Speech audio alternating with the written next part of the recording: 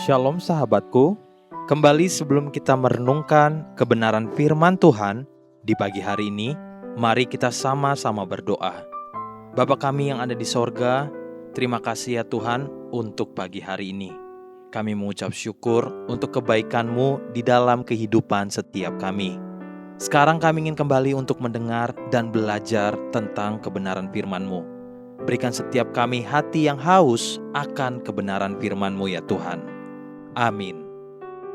Pagi hari ini, kita akan kembali merenungkan kebenaran firman-Nya dengan tema, Bentangkanlah perkaramu di hadapan Tuhan. Mari kita buka Alkitab di dalam kitab Yesaya pasal 37, ayat 14 sampai ayat yang ke-20. Demikian firman Tuhan. Hizkia menerima surat itu dari tangan para utusan, lalu membacanya. Kemudian pergilah ia ke rumah Tuhan dan membentangkan surat itu di hadapan Tuhan. Hizkia berdoa di hadapan Tuhan, katanya, "Ya Tuhan semesta alam, Allah Israel, yang bertahta di atas kerubim, hanya Engkau sendirilah Allah segala kerajaan di bumi. Engkaulah yang menjadikan langit dan bumi. Sendengkanlah telingamu ya Tuhan, dan dengarlah. Bukalah matamu ya Tuhan, dan lihatlah. Dengarlah segala perkataan Sanherib yang telah dikirimnya untuk mencela Allah yang hidup. Ya Tuhan, memang raja-raja Asyur telah memusnahkan semua bangsa dan negeri-negeri mereka dan menaruh para Allah mereka ke dalam api. Sebab mereka bukanlah Allah, hanya buatan tangan manusia, kayu dan batu. Sebab itu dapat diminasakan orang. Maka sekarang ya Tuhan, Allah kami, selamatkanlah kami dari tangannya, supaya segala kerajaan di bumi mengetahui bahwa hanya Engkau sendirilah Tuhan."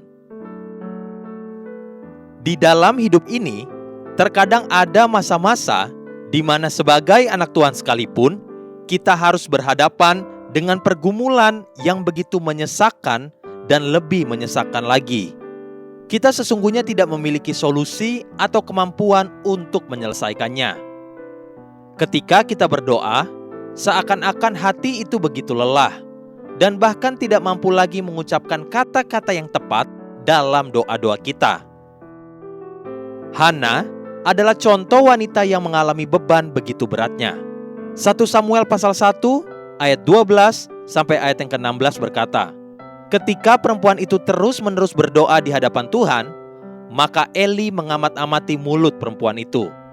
Dan karena Hana berkata-kata dalam hatinya, dan hanya bibirnya saja bergerak-gerak, tetapi suaranya tidak kedengaran, maka Eli menyangka perempuan itu mabuk. Lalu kata Eli kepadanya, "Berapa lama lagi engkau berlaku sebagai orang mabuk? Lepaskanlah dirimu daripada mabukmu." Tetapi Hana menjawab, "Bukan tuanku, aku seorang perempuan yang sangat bersusah hati. Anggur ataupun minuman yang memabukkan tidak kuminum, melainkan aku mencurahkan isi hatiku di hadapan Tuhan. Janganlah anggap hambamu ini seorang perempuan dursila, sebab karena besarnya cemas dan sakit hati, aku berbicara demikian lama."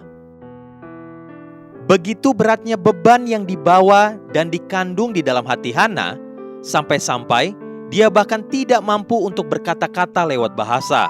Hatinya berkata-kata, namun hanya bibirnya saja yang bergerak-gerak. Tidak ada kata-kata yang mampu diucapkan karena begitu beratnya hati Hana.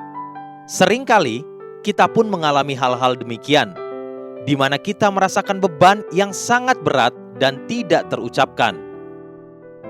Pagi ini, belajar dari bagaimana Hizkia berdoa. Sebab karena terlalu beratnya tekanan dan intimidasi Raja Asyur kepadanya dan kepada bangsanya, maka Hizkia hanya membawa surat intimidasi dan ancaman itu ke hadapan Tuhan. Lalu dia berlutut dan membuka surat tantangan itu di dalam kamarnya di doanya. Inilah yang firman Tuhan katakan. Yesaya pasal 37 ayat 14 sampai ayat yang ke-16. Hizkia menerima surat itu dari tangan para utusan, lalu membacanya. Kemudian pergilah ia ke rumah Tuhan dan membentangkan surat itu di hadapan Tuhan.